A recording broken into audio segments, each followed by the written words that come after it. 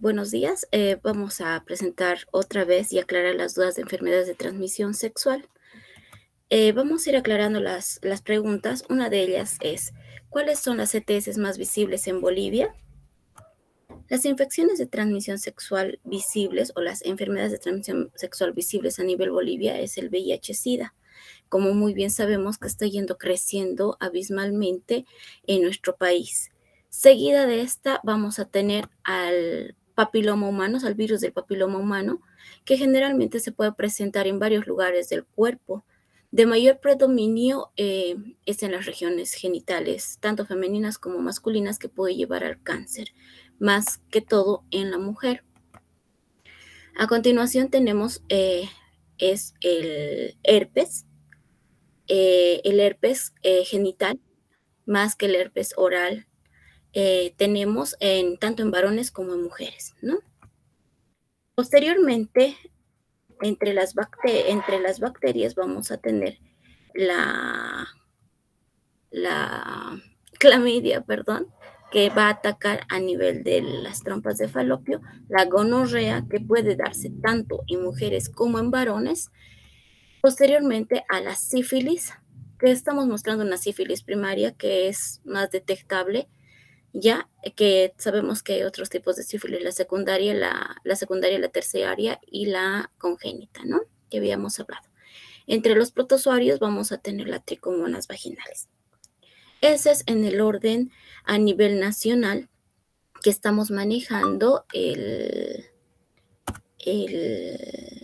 las enfermedades más frecuentes a nivel Bolivia, ¿no? Una de las otras preguntas que generaban eran, ¿cuáles son las más peligrosas? La más peligrosa es el VIH-Sida. El VIH, como muy bien sabemos, tiene dos etapas. La primera es la etapa aguda y la segunda es la etapa crónica. La última sería la tercera y la última etapa, que sería el SIDA. Hablando un poquito del VIH, de la infección aguda, eh, generalmente se van a presentar entre las edades en cualquier tipo de edad, pero, perdón, tiene un periodo ventana que se va a generar desde el día 21 hasta el día 90. En esta temporada se va a presentar algunas características como un resfrío común. Puede presentar fiebre, dolor de garganta, inflamación de los ganglios, que puede aparecer masas a nivel del cuello, a nivel de las axilas, a nivel de la ingle. Puede aparecer una o varias inflamaciones. El salpullido, que son petequias, que son como unas pequeñas alergias que van a aparecer y van a desaparecer. Vamos a encontrar los dolores musculares en brazos, en antebrazos, en piernas, en muslos. Puede ser indistinto el lugar donde se vaya a presentar. En ocasiones se van a dar sudoraciones nocturnas, lesiones a nivel de las boca, escalofríos y fatiga. De predominio esta parte de sudoraciones, úlceras, escalofríos y fatiga se va a dar en la etapa del SIDA, no siempre de la etapa aguda del VIH. La etapa más crítica que nosotros vamos encontrando es esta sintomatología, que es el sudor, las ulceraciones, el escalofríos, la fatiga y la pérdida de peso, que nos va a alertar que ya estamos en una etapa del SIDA, ¿ya? Complementando la parte del VIH en la parte crónica o en la fase crónica, las pacientes no van a presentar ninguna clínica, van a ser asintomáticas, no van a tener ninguna enfermedad, ya que por dentro del organismo van a estar produciendo y recreándose las células CD4, que vamos a ir hablando de este tipo de células CD4 que van a invadir a todo el sistema inmunológico. Recalcarles que los linfocitos CD4, los linfocitos se encargan de la parte inmunológica, y donde va a ir a atacar es a esta parte. Van a atacar y de la misma célula van a empezar a procrear y procrear y procrear y multiplicarse, ¿no? Por ende, solo se va a dar cuenta cuando esté en una etapa final, cuando tenga una enfermedad. Una enfermedad que puede ser un resfrío común, que puede empeorarse a una neumonía y empezar otras enfermedades crónicas, si es que la paciente o el paciente no tenga una enfermedad de base. diabetes, hipertensión o una enfermedad de transmisión sexual, que puede ser sífilis, condilomas, gonorrea, clamidia. De ahí empieza a agarrarse y empezar a generar algunas otras patologías, ¿no? Continuando con el tema, vamos a continuar como una segunda enfermedad peligrosa, que es el virus del papiloma humano, que ataca tanto a hombres como a mujeres. De predominio a mujeres por la clínica que se va a ir presentando. En el hombre no se presenta muy rápidamente, pero sí en la mujer. Va a atacar a región genital externa e interna, y de predominio, su mayor predominancia va a ser a nivel del cuello del útero o el cuello de la matriz, como queramos llamarlo. Vamos a empezar como unas pequeñas verruguitas en región del cuello uterino. Posteriormente, según la etapa que se vaya desarrollando, va a ir abarcando tanto del cuello uterino como la penetración interna del útero, como se puede evidenciar en esta imagen. Posteriormente va a tomar todo el cuello uterino y ya va a abarcar en la parte, el tercio inferior, que nosotros le llamamos, del útero, ¿no? Por ende, hacia los lados de los genitales externos y la parte interna se va a encontrar una masa dura, sólida, que ya estamos hablando de un cáncer avanzado del cuello de útero. También se puede dar a nivel anal o a nivel perianal, que se van a presentar como pequeñas verrugas. Puede caracterizarse de esta forma o mucho más diminutas, como unos sarpullidos.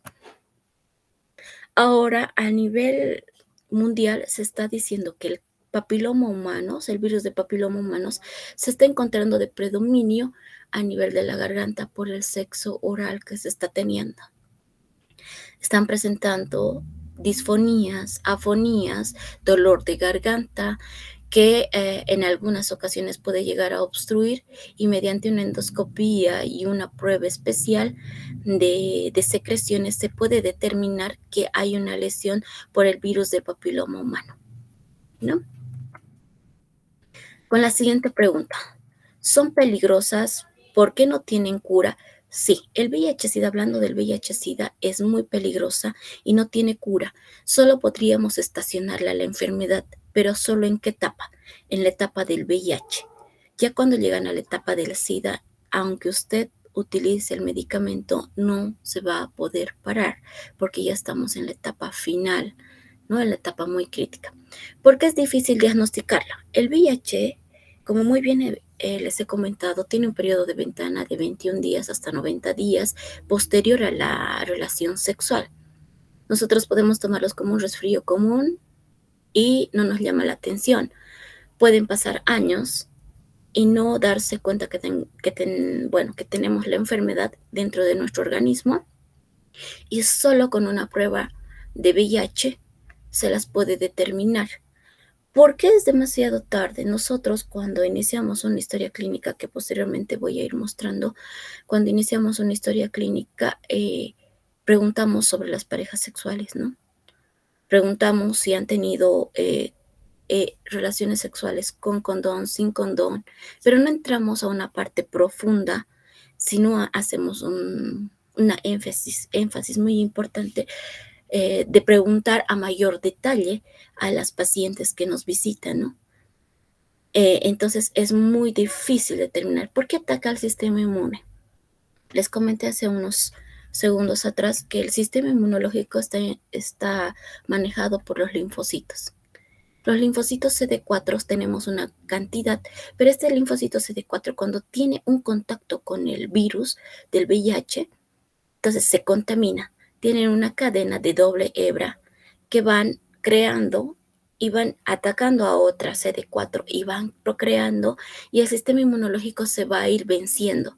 Sí, una parte va a tratar de defenderse, pero ya cuando va a ser muy avanzada o muy atacado todo el sistema inmunológico, y es muy difícil, ¿no? y esa es la etapa del SIDA, que realmente ahí nos podríamos dar cuenta. ¿Sí hacemos exámenes de rutina de VIH? Sí, pero solo para algunas situaciones especiales. ¿Cuáles son los síntomas más comunes o alguna señal específica que nos ayude a identificarlos?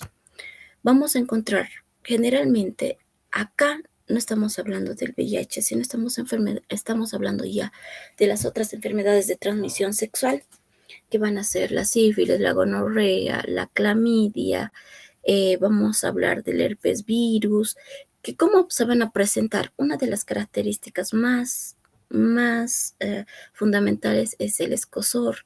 El escozor puede ser a nivel del labio, el escozor a nivel de la vagina. En la parte del hombre va a tener un escozor a nivel del pene, a nivel del vello púbico, ¿no? Puede ser que aparezcan posteriormente algunas llagas, ampollas, no solo en la región genital femenina ni masculina, también se puede evidenciar a nivel de la boca, a nivel del ano y otras, ¿no? Posteriormente, en las mujeres y en los varones vamos a encontrar los flujos vaginales que habíamos quedado que los flujos vaginales deberían ser de color transparente como la clara del huevo, ¿no? Este tipo de flujos ya van a variar, van a tener una secreción más purulenta, amarilla, verdosa, que ya van a tener un olor muy desagradable, un olor a pescado, un olor a podrido, esas características que se pueden evidenciar. Muy característico en la mujer va a ser el dolor pélvico a nivel del ombligo hacia la parte genital, ¿no? Esa es la característica fundamental en la mujer que va a tener. Es un dolor que no solo se va a presentar en la menstruación o antes de la menstruación, este tipo de dolores, sino va a ser un dolor constante que nos puede llevar a una inflamación, a un proceso inflamatorio de las trompas, que llamamos una enfermedad pélvica, ¿no? Posteriormente, en el acto sexual, van a tener dolores en la relación sexual, van a tener sangrados posterior a la relación sexual, antes del periodo, antes del periodo menstrual, va a ser unos sangrados abundantes, con coágulos, acompañados con coágulos, de color, puede cambiar de un color vinoso a un color café, ¿ya? Dentro del sistema de salud son gratis los exámenes de estas enfermedades. Dentro del sistema de salud, dependiendo mucho de la historia clínica que nosotros vayamos a generar para que podamos tomar una determinación y llevar a hacer los exámenes complementarios de enfermedades de transmisión sexual. Si bien pongo aquí como un signo de interrogación, perdón, con un signo de interrogación, es muy variable, perdón, van a disculpar. Es muy variable. ¿Por qué? Porque no todos los sistemas públicos tienen acceso a dichos exámenes. Les voy a ir explicando por qué no hay ese acceso. ¿Debería ser gratis? Sí. ¿La toma del VIH es gratis? Sí. En cualquier centro de salud se puede o debe hacerse este tipo de exámenes. No es en cualquier centro de salud. Nosotros lo establecemos como un sistema de salud, lo identificamos como un primer nivel, un segundo nivel y un tercer nivel, como lo pueden evidenciar. En un establecimiento de un primer nivel hay 2 estadios. Hay centros de primeros niveles que solo se encargan de prevención, promoción y vacunas. Y un médico general, ¿no? Que lo van a manejar. Hay centros de salud desde primer nivel que lo llamamos integrales, donde ya va a haber enfermeras, laboratorios, va a haber orientación, prevención y promoción, va a haber un médico general y va a haber especialistas. Puede ser 1 o 2 especialistas dentro del área, ¿ya? Dentro de estos centros de niveles, de primeros niveles integrales, ya tenemos los laboratorios. Los laboratorios que nos permite hacer en un primer nivel, más que todo, solo son los VIH, ¿no? Las pruebas rápidas de VIH. Vamos a hablar un poquito sobre las pruebas del VIH en una capítulo posterior que les voy a ir mencionando. Los hospitales de un segundo nivel ya son hospitales donde se maneja mayor cantidad de población que debería ser evaluado por un centro de primer nivel y mandarlos allá a los especialistas para poder tomar otras medidas, ya poder realizar un examen de herpes, un examen de clamidia, un examen de sífilis, hacer un examen de hepatitis, todo lo que conlleva una enfermedad de transmisión sexual, por ende, un examen ya más especializado de las pruebas del VIH.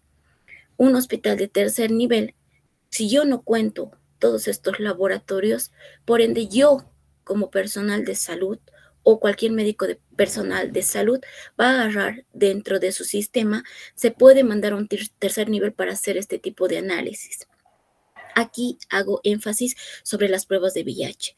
Una prueba de VIH, una prueba rápida de VIH no te va a determinar de que tienes la enfermedad. Esto va pasando por procesos. No se le dice a la paciente de buenas a primeras tienes VIH y chao. No, nosotros seguimos unas pruebas según el Ministerio de Salud. Actualmente se maneja una prueba rápida más una prueba computarizada. Puede ser probablemente un portador de VIH. Posteriormente se hace otro examen en otro centro o en un hospital de tercer nivel o en centros ya especializados que se llama la tercera prueba definitoria, que lo utilizan, puede ser la tabla de Western Blot, puede ser una prueba rápida diferencial, puede ser una ELISA. Y dependiendo de todo eso, se va evaluando y se va contabilizando las células CD4 o los linfocitos CD4 para determinar en qué fase, si está en una fase aguda o está en una fase crónica, y cuánta cantidad de células tiene para poder prevenir y hacer los controles posteriormente a la medicación, ¿no? Entonces, así nos movemos mediante el sistema de salud a nivel Bolivia. Desde hace décadas existen campañas preventivas de ETS y no se ve el descenso de estas enfermedades. ¿A qué usted cree que se debe esta contradicción? Bueno, muy bien, las campañas que se hacen preventivas de enfermedades de transmisión sexual no son muy detalladas. Debería hacerse una prevención y una promoción de todas las enfermedades. Generalmente se enfatizan sobre el VIH-Sida por la gran cantidad de aumento que hay sobre la enfermedad, ¿no? Pero no atacamos a estos centros de primeros niveles o no hacemos prevención en los colegios, en las escuelas, en centros o en clubes de madres, en centros donde se reúnen cantidades de personas, porque no le dan una importancia grande. Si ustedes ven en las propagandas, solo llevan a propagandas de VIH, SIDA, en ocasiones de fiestas, de eventos muy importantes y nada más. Después de ahí desaparecieron.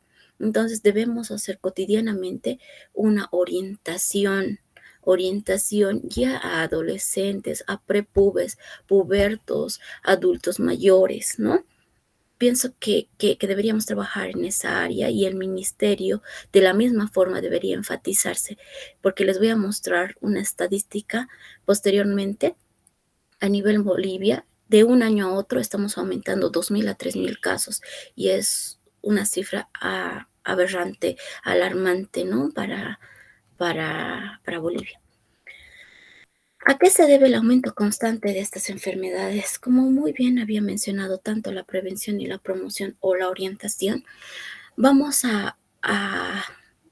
bueno, lo catalogamos por un semáforo que son rojo, amarillo y verde, ¿ya? Para saber qué es una prevención, debemos saber que debemos anticiparnos antes de que la persona tenga relaciones sexuales sin protección, sin ninguna medida de prevención que se deba hacer, orientarles a las personas. Promocionar, ¿cómo se promociona?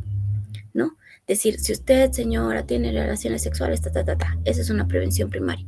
Se promociona mediante la educación y la protección, la forma de la utilización de todos los elementos para que nos podamos proteger y no contraer las enfermedades de transmisión sexual. Vamos a ir a una prevención secundaria, que ya son ya son más selectivas, que son ya las detecciones de las enfermedades.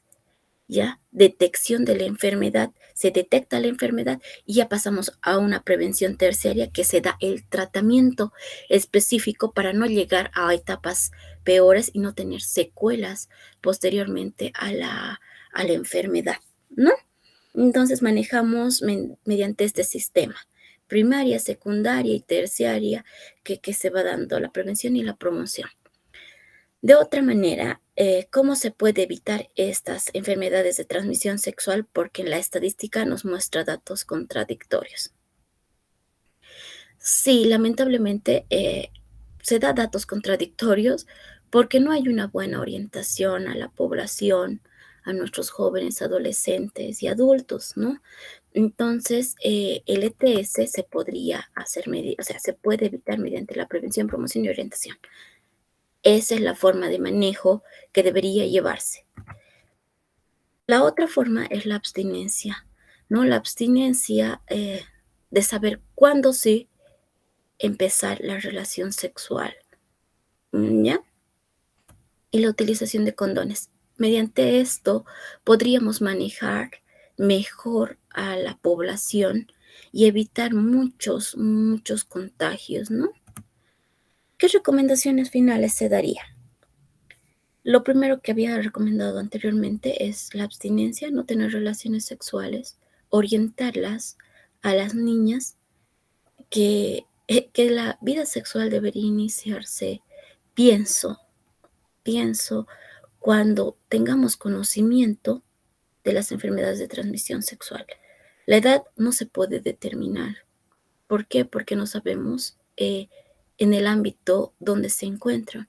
No puedo dividir la parte oriental con la parte de llanos, ¿no? Entonces hay mucha discrepancia entre el oriente y el occidente, entonces hay mucha discrepancia, ¿no? Para cuándo poder iniciar la vida sexual. Cuando usted elija tener relaciones sexuales, tiene que estar informado de las enfermedades de transmisión sexual.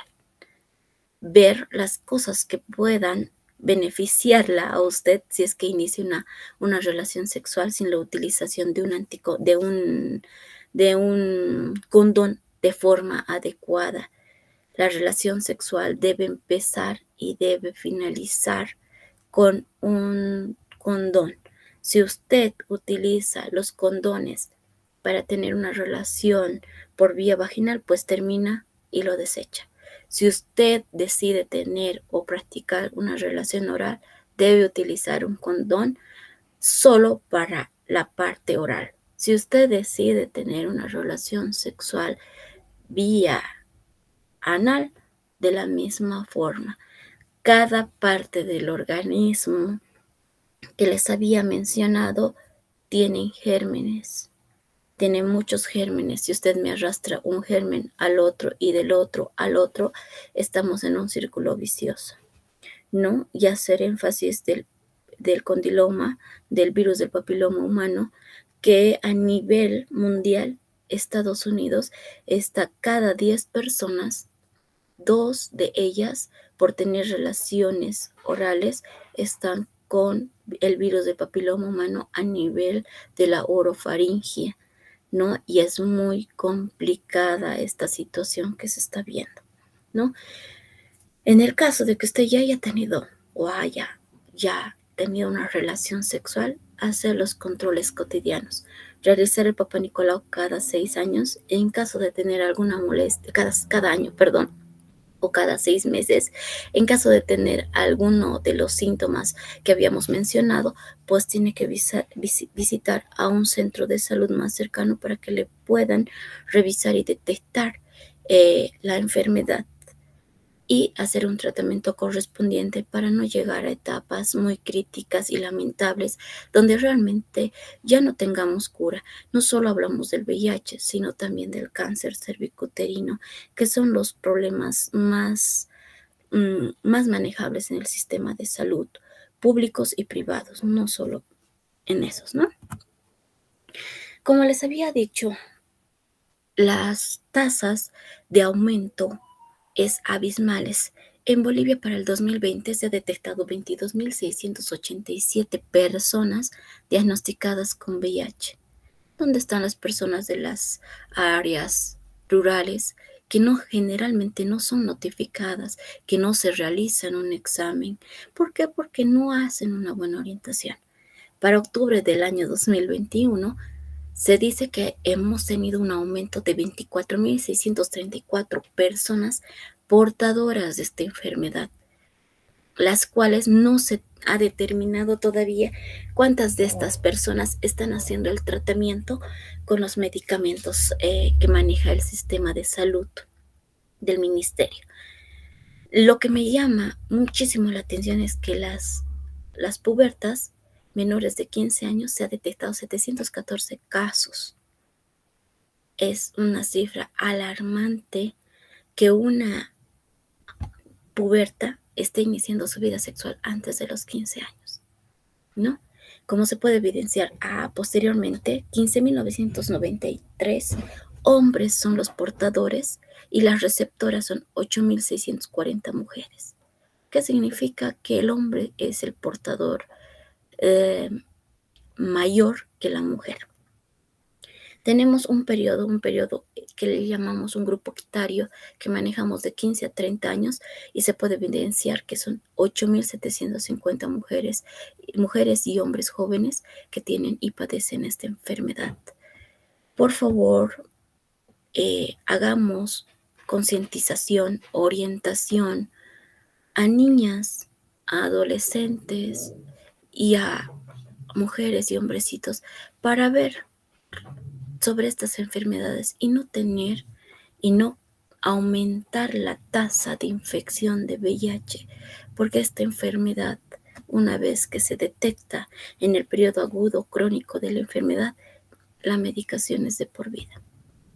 Los efectos de la medicación no son bonitas, son muy, muy feas, dependiendo de la cantidad de células infectadas que usted tenga.